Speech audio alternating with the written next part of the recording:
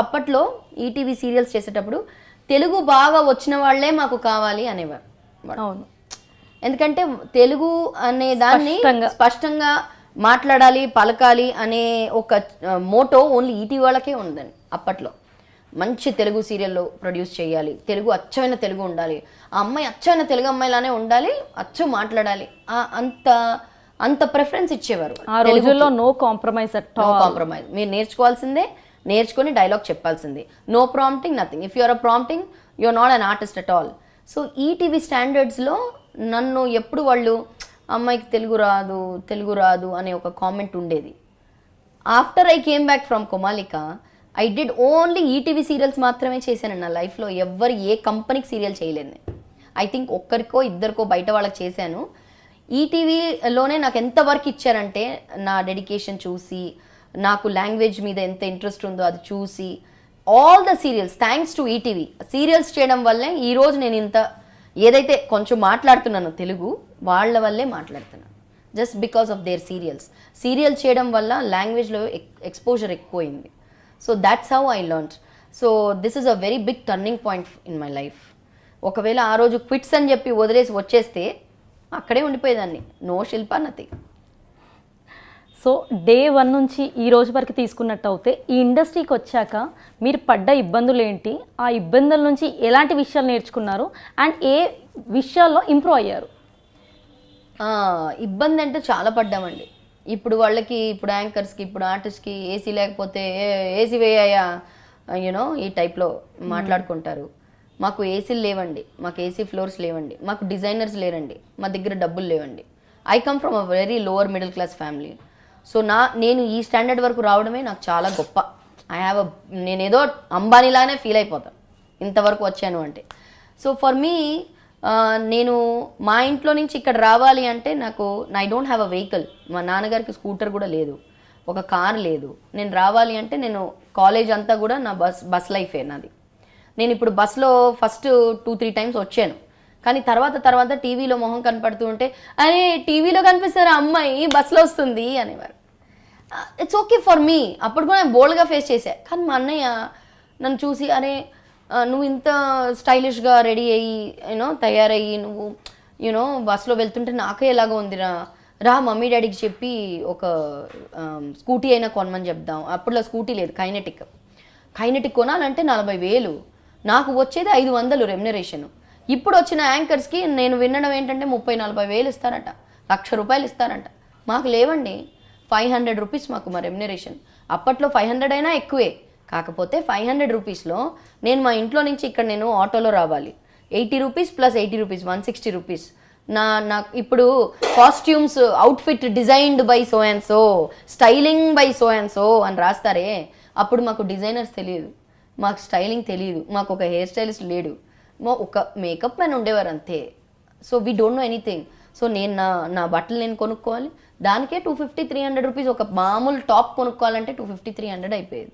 ఆ తర్వాత మొత్తం 4 ఎపిసోడ్లు చేస్తే 2,000 వస్తే దాని మీద ట్యాక్స్, ఇవన్నీ పోతే తీరా చూస్తే ఒకరోజు కూర్చొని లెక్క వేస్తే మా మమ్మీ ఎక్కువ ఖర్చు పెట్టారు వాళ్ళు ఇచ్చే రెమ్యునరేషన్గా. But now the generation has change so much.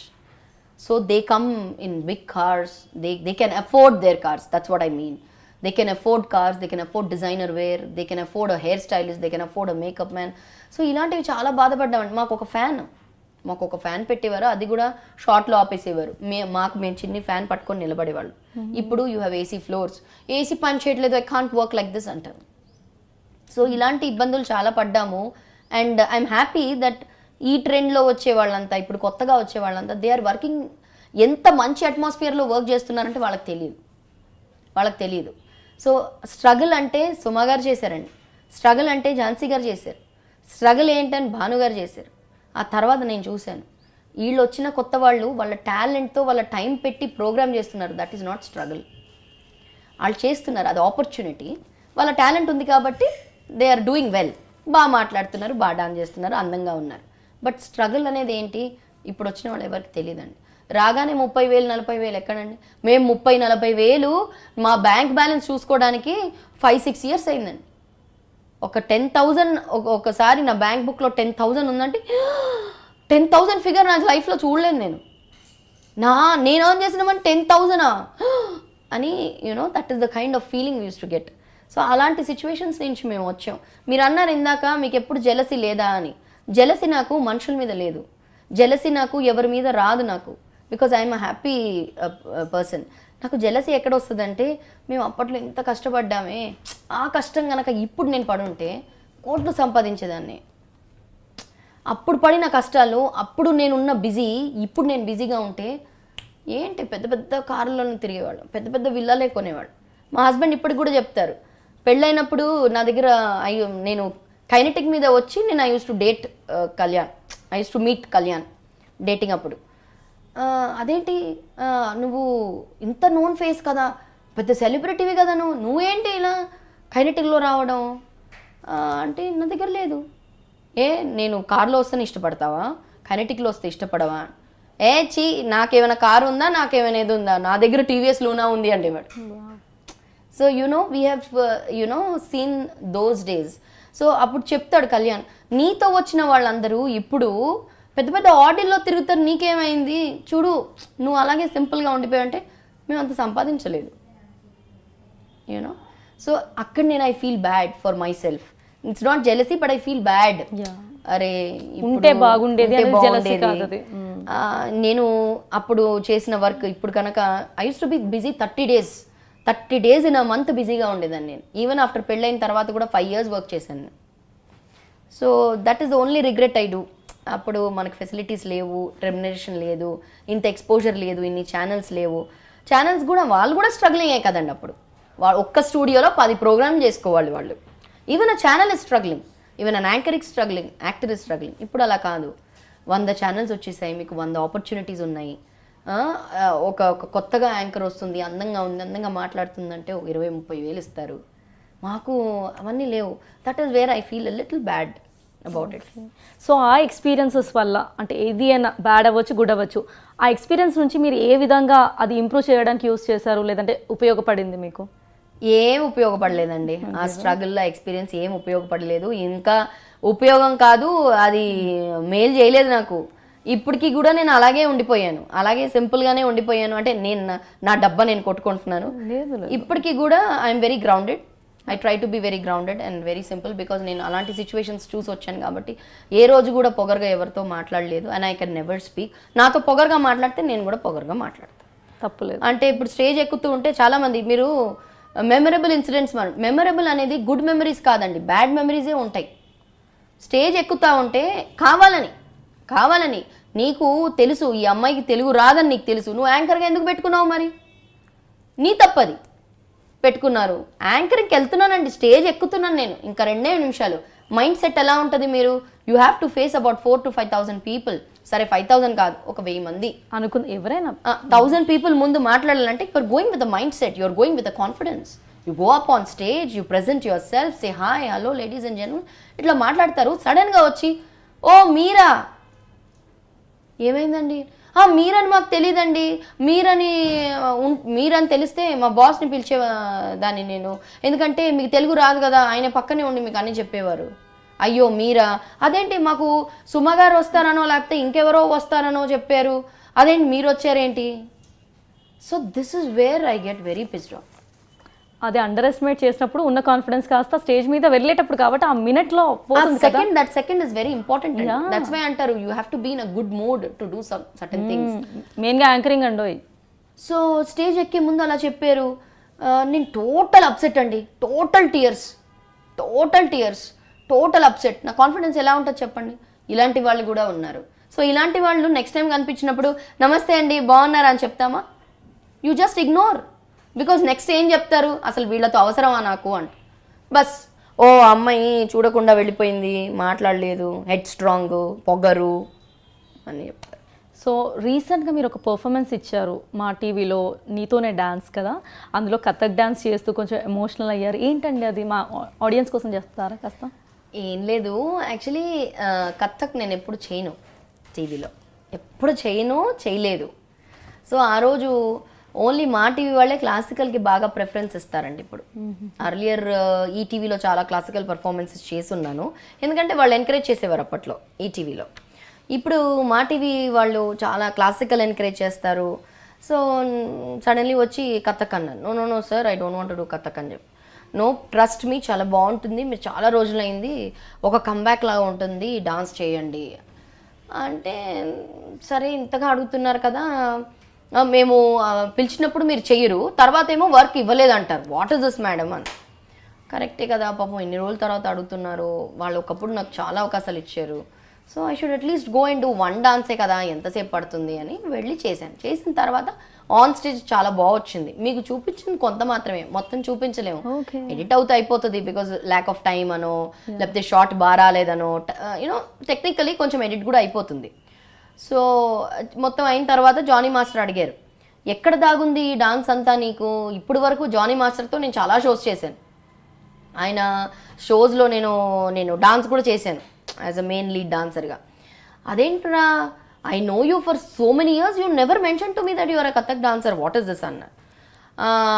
అవును మాస్టర్, నేను కథక్ చేయను. ఎందుకు చెయ్యవు అన్న. అసలు ఆ స్ట్రింగ్ని ఎవరు కదిలిస్తే నేను చాలా ఎమోషనల్ అయిపోతాను. బికాజ్ నేను వచ్చిన కొత్తల్లో ఈ యాంకరింగ్ అప్పుడప్పుడే స్టార్ట్ చేస్తున్న రోజుల్లో అందరూ టాలీవుడ్ యాక్టర్సు, యాంకర్స్ అని అందరు కూడా వెళ్ళి ఒక ప్లేస్లో ప్రోగ్రామ్ కోసం వెళ్ళాం. నేను వెళ్తున్నప్పుడు వాళ్ళు నాకు ఇదే చెప్పారు, నువ్వు అక్కడ యాంకరింగ్ కోసం కాదమ్మా, ఝాన్సీ గారు యాంకరింగ్ చేస్తారు, we want you to dance అంటే, నేను ఏం డాన్స్ చేయాలి అంటే, నువ్వు కథక్ చేస్తావు కదా బాగా. అప్పుడులో అందరికీ తెలిసిన ఇదనమాట, దట్ ఎక్కువగా కథక్ పర్ఫార్మెన్స్ ఇచ్చేదాన్ని నేను అప్పట్లో చిన్నప్పటి నుంచి. సో నువ్వు కథక్ బాగా చేస్తావు కదా, నువ్వు కథకే చేయాలి. అప్పుడే చెప్పాను, సార్ కథక్ వద్దు సార్, నేను ఏదైనా వెస్టర్న్ చేస్తాను. లేదు నువ్వు కథకే చేయాలి, because everybody love me so much. వాళ్ళు నాలో బెస్ట్ ప్రజెంట్ చేయాలని వాళ్ళకి, అట్ ద సేమ్ టైం నేను వాళ్ళని కాదనలేను, because they are like you know I told you, కొంతమంది వెల్ విషర్స్ ఉంటారు కదా. సో కథక్ కోసం అని చెప్పి స్టేజ్ ఎక్కిచ్చారు. ఫస్ట్ నీతోనే స్టార్ట్ చేద్దామా, అద్రిపోతుంది అసలు. కథక్ అంటే మామూలుగా ఉండదు, తిరగడము, తత్కారు, గేరాజు అంతా ఉంటాయి రౌండ్స్ అన్నీ కూడా. సో ఎక్కిన 1 minute ఒక 10,000 మంది ఉన్నారండి జనం. ఓ ఓ ఓ అని చెప్పేసి పెద్దగా అరవడము. నాకు ముందు అర్థం కాల, నేను డాన్స్ చేసేస్తున్నాను. 1.5 minute తర్వాత స్ట్రైక్ ఏమైందంటే చప్పట్లు కొట్టి అరిచి అరుపులతో కొన్ని స్టోన్స్ విసిరి ఏవేవో చేస్తూ ఉంటే కన్సోల్లో నా మ్యూజిక్ ఆపేసి నన్ను దింపేశారు. ఎగతాళి చేస్తున్నారా వాళ్ళు? దింపేశారు.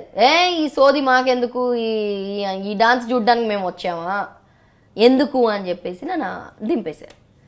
I felt so insulted that day. So నా లైఫ్లో నేను ఎప్పుడు ఏ ఇంటర్వ్యూలో కూడా ఇవి షేర్ చేసుకుంటాను, నేను ఇన్సల్ట్స్ వల్లే నేర్చుకున్నానండి. అప్పుడు కొంచెం మూర్ఖంగా ప్రవర్తించానేమో, ఎందుకంటే చిన్న వయసు, అంత తెలివి లేదు, మమ్మీ డాడీ మాటలు వినాం కదా టీనేజ్ అప్పుడు. సో స్టేజ్ దిగిన తర్వాత ఫస్ట్ మమ్మీ దగ్గరికి వెళ్ళి, ఈ రోజు నుంచి నేను కథక్ డాన్స్ మానేస్తున్నాను, నేను ఇంకా చేయను, నేను గురుగారి దగ్గర నేర్చుకోను. అప్పటికే డిప్లొమా చేశాను, అప్పుడే డిప్లొమా ఎగ్జామ్ రాశాను నేను.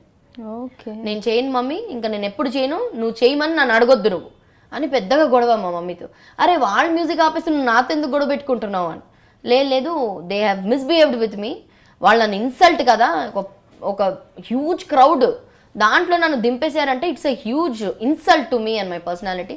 నేను ఎప్పుడు చేయను. అప్పుడు మానేసిందని ఇప్పుడు వరకు నేను మన హైదరాబాద్లో కానీ ఏ టాలీవుడ్ షోస్లో కానీ నేను కథక్ స్టేజ్ ఎక్కలేదు. అంత హార్ట్ బ్రేక్ అయిపోయింది నాది. నేను డాన్స్ కోసం అని చెప్పి స్టేజ్ ఎక్కితే నాకు షివరింగ్ అవుతుంది. నేను యాజ్ అ డాన్సర్ బేసికలీ నేను స్టేజ్ ఎక్కితే నేను షివర్ అవ్వడం ఏంటి అని, because I don't want to do Kathak. ఒక సైకాలజీ అనమాట, మైండ్లో పడిపోయింది చాలా. I'm a very emotional girl, నాకు చాలా సెన్సిటివ్. చాలా అందరూ చెప్తారు చాలా సెన్సిటివ్ నువ్వు, ఎందుకు అలా ఉంటావు అంటే ఐ యామ్ లైక్ దట్, ఏం చేయను. సో అప్పుడు మానేసిన దాన్ని మళ్ళీ ఐ థింక్ అబౌట్ 98-99లో ఇన్సిడెంట్ జరిగింది. అబౌట్ 18 or 19 years లేటర్ నేను కథక్ పర్ఫామ్ చేశాను.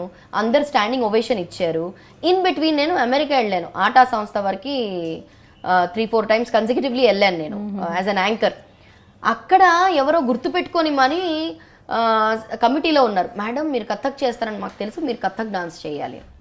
సో పద్మజారెడ్డి మేడం అని ఇక్కడ ఒక కూచిపూడి డాన్సర్, చాలా పెద్ద సంగీత్ నాటక అకాడమీ అవార్డు కూడా వచ్చింది ఆవిడకి ఈ మధ్య. సో ఆవిడ నన్ను చాలా ఎంకరేజ్ చేసి, శిల్ప ఈ ప్రోగ్రాంలో నేను కూచిపూడి చేస్తున్నా, నాకు సమానంగా నువ్వు కథక్ చేయాలి. నేను అమెరికాలో కథక్ చేస్తే అదే డాన్స్కి స్టాండింగ్ ఓవేషన్ ఇచ్చారు తెలుగు వాళ్ళందరూ. అక్కడ crowd is like 7-8,000 or more than that.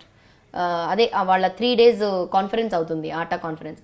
ప్రతి ఒక్కరు కూడా స్టాండింగ్ ఓవేషన్ ఇచ్చి నా దగ్గరకు వచ్చి కంగ్రాచులేట్ చేసి వాళ్ళ పిల్లల్ని తీసుకొచ్చి, చూడమ్మా ఈ అమ్మాయి బెంగాలీ అమ్మాయి తెలుగు మాట్లాడుతుంది, కథక్ వదిలేసిన అమ్మాయి ఈరోజు ఇక్కడ ఇంత బాగా చేస్తుంది, వీళ్ళని చూసి నేర్చుకోవాలి అని అలా వచ్చి నన్ను అలా చూపిస్తుంటే, ఇప్పటి వరకు నాకు అవార్డ్స్ ఏమీ రాలేదండి. నంది అవార్డు రాలేదు నాకు, పెద్ద పెద్ద ఇన్స్టిట్యూషన్స్ నుంచి నాకు అవార్డు రాలేదు.